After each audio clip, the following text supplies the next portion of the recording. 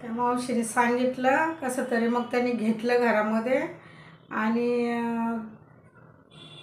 सकाळ झाली. त्या मंगलला सगळं माहिती होतं, जागीच असणार ना, एवढं झालं मी घरामध्ये नाही आहे, मला त्यांनी बाहेर काढलं, त्यांच्यासमोर सगळं सगळं तिला माहिती आहे. पण काहीच नाही त्यांनी म्हणजे बोलले. आणि सकाळी मग उठून बोलते, काय रे आवाज येत होता जरा जरा म्हणे, काहीतरी चाललं होतं तुमचं, पण मला लई थंडी वाजत होती म्हणून मी काही आलीच नाही आणि हे ते असं म्हणजे बहाणे करायला लागले. मी आपली गप्पच. मग मी समजून गेले सगळ्या माझ्या म्हणजे आग लावणार आहेत ते दोघं नवरा बायको, पण सगळेच म्हणजे तिचीच होती ती, फक्त तिची सवतच माझ्याशी चांगली बोलायची. पण ती कधी बोलायची जेव्हा हे मंगल नसेल तेव्हाच ती बोलायची. मंगल समोर माझ्याशी कधीच नव्हती बोलत, कारण ती स्वतःच एवढी घाबरायची त्या मंगलला. आणि जरी बोललं आणि तिला कळलं तरी पण तिच्यासमोर म्हणजे अचानक आली तर लगेच मग म्हणायचे काय चालले कुचू कुचू आणि काय चाललंय असं, म्हणजे काय माहीत तिचं तिलाच ते बोलायला येतं असल्या म्हणजे काही शब्द ते मला नाही जमायच्या त्या बोलायला, म्हणजे असं म्हणून ती सवत काही तिचं बोलतच नव्हती तिच्यासमोर.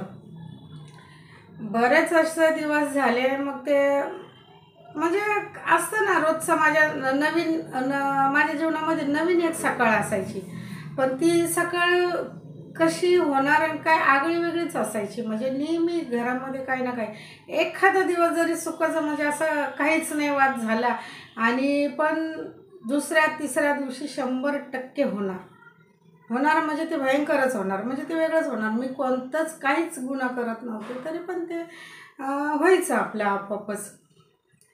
ते असं करता करता बरेच दिवस झाले. आणि मग ती एक दिवस काय ती मंगल आहे ना माहेरी गेली आणि दोघं नवरा बायको गेले. त्यांचं काय काम होतं म्हणजे तिकडेच, म्हणजे जिथे माझे आई वडील राहतात तिकडेच गेले. आणि त्याने सुट्टी घेतली म्हणून माझ्या नवऱ्याने पण सुट्टी घेतली, पण माझा नवरा घरीच थांबला. तर मग ती बाई म्हणजे मंगलची सवत आम्ही तिघं आणि ती बारकी पोरगी होती मंगलच्या मंगलच्या सवतीची. आम्ही मस्त जेवण वगैरे बनवलं, हसून खेळून आम्ही. तर मग ती बाई सांगायला लागली त्याला की अरे नको मारत जाऊ एवढं, ती सगळं खोटं तुला काय पण एकाचं दोन सांगते आणि तू तिच्यावरती राग काढतो वगैरे. तिने खूप समजायचा प्रयत्न केला. तेव्हा मग मला विचारावं की त्या दिवशी तू अशी बोलली होती का? म्हणलं नव्हती बोलले. म्हणजे ते सगळं काढायला लागला, म्हणजे त्या दिवशी पण तू असं काही. म्हणलं नव्हतं काय केलेलं, मला विचारायचं ना, मग मी सांगितलं असं तिच्यासमोर की मी कधी बोलले असं किंवा मी कधी केलं काय असं म्हणजे होऊन जायचं. आणि पण तेव्हा एकदम चांगला बोलला, बरं जाऊ दे मग आपण थोड्या दिवसच इथं राहू, नंतर दुसरीकडे जाऊ, असं तसं म्हणजे एकदम व्यवस्थित. मला एवढं छान वाटलं त्या दिवशी, म्हणजे एकदम म्हणजे एक असतं ना की म्हणजे ती मंगलची सवत पण होती. आम्ही खूप चांगला तो दिवस घालवला मंगल नव्हती तेव्हा. म्हणजे कधी कुठे बाहेर जाणार नाही, कधी काय कुठेच जाणं नव्हतं आमचं. म्हणजे कधी कुठे म्हणजे संगती असं कधीच गेलो नाही. एकदाच मला त्यांनी ब्लाऊज घ्यायचे होते म्हणून ते गावात बोलवलं होतं, त्याच्यानंतर कधीच त्यांनी मला कुठेच नाही नेलं. हे मंगल नेहमी जायची, तीच आणायची सगळं भाजीपाला हे ते, बाहेर जाणं येणं तिचंच असायचं. तिची सवत आणि मी तर आम्हाला तिने एकदम बंदी बनवून ठेवल्यासारखंच ठेवायची. मग संध्याकाळी मग स्वयंपाक वगैरे करून ठेवला आम्ही दोघींनी. मग ते दोघंजण आले नंतर मग बोले, मग तिकडचं सांगायला लागली, हिचा बाप असा बोलला, हिची बहीण अशी बोलली, हिचं आई अशी बोलली, असं तसं काय काय काय काय सांगायला लागले हसून. म्हणजे हसत काय झालं, माझ्या भावाने तेव्हा काहीतरी केलं होतं वाटतं. आता ते साहजिकच आहे, तिथे राहतं, काही झालं असेल काही. तर हिच्या भावाने असं केलं तसं केलं, हिचा भाऊ शाळेत नाही गेला, म्हणजे असं बरंच काय काय काय काय म्हणजे चाललं होतं. शाळा सोडली वगैरे असं. आणि आली आणि म्हणजे तिचं पुन्हा चालू झालं. तर मग परत आम्ही दोघं म्हणजे नवरा बायको एकमेकाच्या तोंडाकडे बघायला लागलं की बाबा आजचा दिवस किती चांगला घालवला आणि आता ही परत काही ना काही गरज नाही. म्हणून मला ही भीती होती तर परत आता हिने नाही काही अजून एकाचं सांगावं आणि परत याचं डोकं फिसकाटावं. तर पण तेव्हा काहीच नाही बोलला तो. गपचूप आम्ही जेवलो, खावलं आणि आम्ही आमच्या रूममध्ये गेलो. मग काही नाही, ते असं म्हणजे चालू झाले एकदम रूटीन, म्हणजे हसून खेळून एकदम.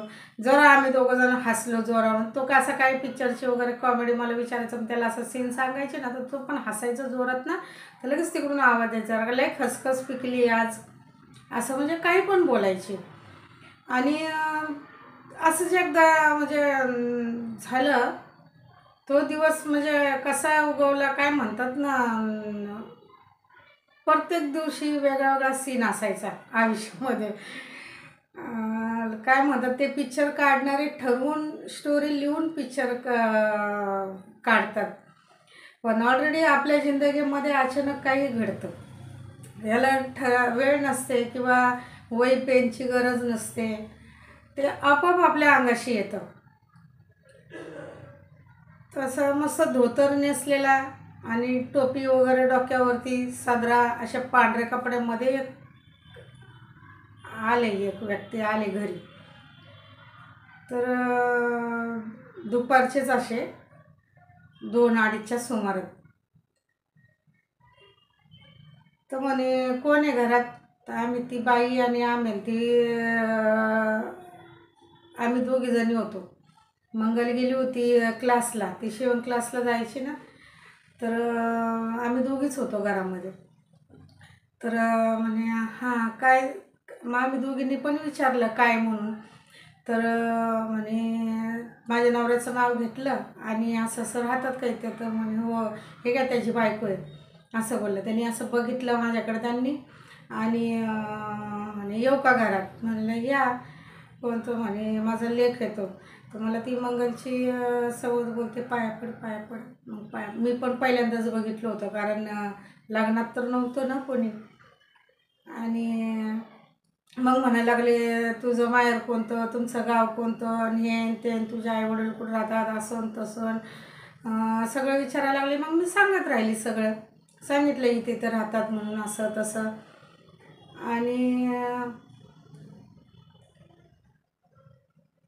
तर म्हणे तुझ्या बापाशी बोलायचं आहे मला, त्यांना बोलून घे, बोलवता येईन का. तेव्हा काय फोन नसायचे किंवा काय नाही, काहीच नव्हतं ना तेव्हा. म्हणजे असं सांगायचं कसं, तेव्हा तर पत्र लिहायची सिस्टम होती, पण इथलं 2 तासाच्या अंतरावरती काय पत्र लिहिणार. आता माहिती नव्हतं ते, पण मला नव्हतं समजत कसं म्हणजे बोलवायचं त्यांना, कसं निरोप द्यायचा ते.